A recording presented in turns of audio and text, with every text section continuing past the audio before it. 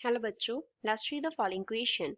Two thick wires and two thin wires, all of the same materials and same length, form a square in the three different ways P, Q and R as shown in the figure with current direction shown. Question में हमें बोला है कि P, Q and R three different squares बन रही हैं to thin wires की help से एंड टू थिक वायर्स की हेल्प से। जो करंट है वो यहाँ पे इस डायरेक्शन में फ्लो कर रहा है, क्यू में इस डायरेक्शन में फ्लो कर रहा है एंड आर में इस डायरेक्शन में फ्लो कर रहा है। हमें बताना है that magnetic field at the centre of the square is zero. किस स्क्वायर के सेंटर पे मैग्नेटिक फील्ड जीरो होगा? In P only, in P and Q only, in Q and R only, or in P and R only. So first of all, we will talk about the key concept used in the question. इस question में क्या key concept use हो रहा है? तो इसके लिए हम बात करेंगे करंट की। जो करंट है वो क्या होता है?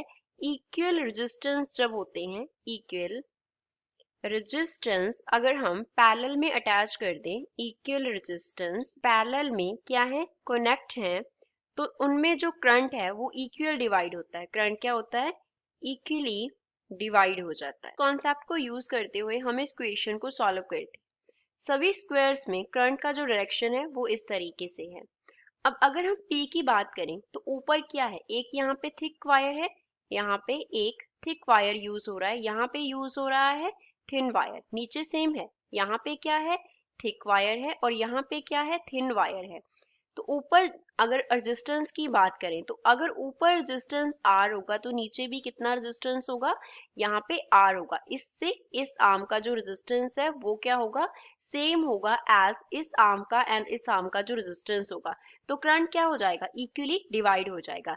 मींस अगर ऊपर वाले आर्म में करंट I1 जो है वो डिवाइड होगा। सपोज यहाँ से I करंट आ रहा था, पहले ये कंसिडर कर लेते हैं कि यहाँ से I करंट आ रहा था, तो I बाय 2 जो है वो ऊपर को जाएगा एंड I अपॉन 2 करंट जो है वो क्या आएगा? नीचे को आएगा।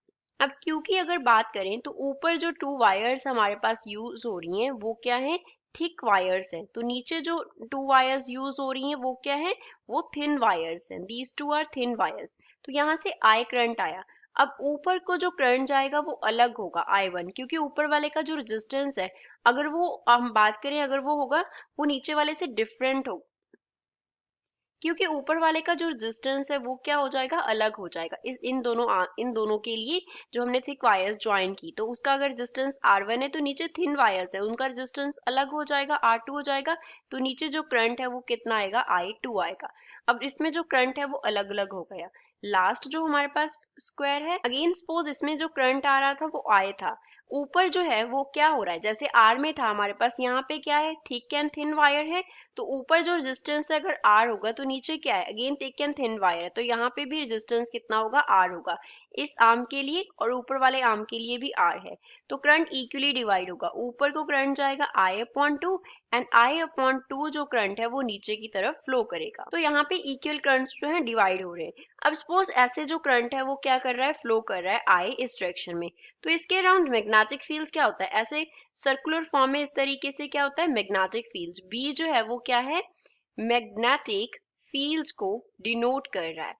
अब अगर P एंड R की हम बात करें तो ऊपर वाले की वजह से जो मैग्नेटिक फील्ड होगा वो क्या हो जाएगा? इसकी वजह से जो मैग्नेटिक फील्ड होगा उसकी ऑपोजिट हो जाएगा। इसी तरीके से इसमें जो मैग्नेटिक फील्ड होगा वो ऑपोजिट हो जाएगा जो नीचे वाले दो हमारे पास वायर्स है उनके मैग्नेटिक फील्ड्स की वजह से। तो सेंटर पे जो मैग्नेटिक फील्ड होगा वो कैंसिल होके क्या हो जाएगा? जीरो के इक्वल हो जाएगा।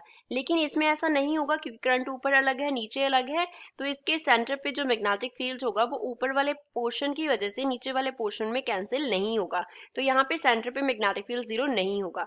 तो किसमें सेंटर पे मैग्नेटिक फील्ड जीरो है? इन P एंड R। तो गिवन ऑप्शन में से कौन सा ऑप्शन करेक्ट है? D, in P and R only. So this is final answer for the given question. I hope you understood it well. Thanks.